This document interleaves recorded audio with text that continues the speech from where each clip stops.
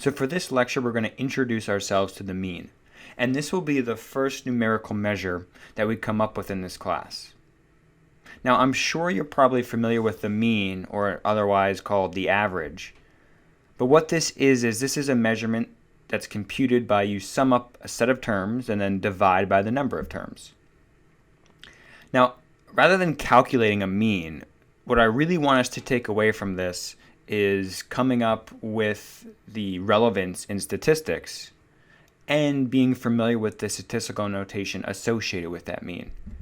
Because we're going to see a lot of different symbols throughout this class. We're going to see a lot of different formulas. And if we understand things at its basic level, it's going to make our lives much easier down the road. So the formula for a mean is the summation symbol. And we start from the first observation, I equals 1, that represents the first observation, up until the last one in our set of data.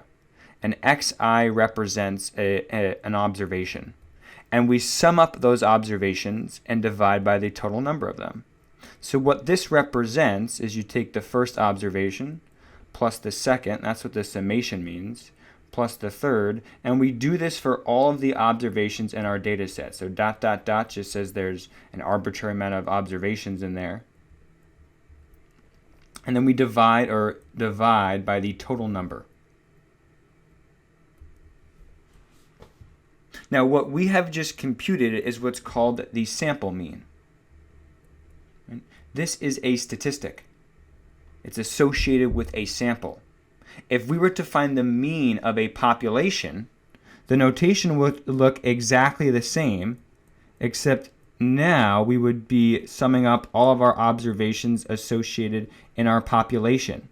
Capital N represents your population size. So the only difference between these two formulas is, are you summing up everything based on a sample of data, or do you know every observation associated with your population? And if we were to find the population mean, that would be denoted as mu. Now, typically, and what we'll find is Greek letters refer to population parameters, and English letters refer to sample statistics. And typically what we'll be doing in this class is we'll be using a sample statistic to try to estimate what's going on with your population. All right, so just so we're on the same page, let's do a quick little example to find the mean. So here we have a sample of 7 college students, and we're looking at their summer job hourly wages. So since we're finding a mean of a sample, we'll denote that as x bar, and we would write this as the sum of I equals 1, our first observation, up until our 7th, and we're summing up each observation and then dividing by the total number of observations, 7.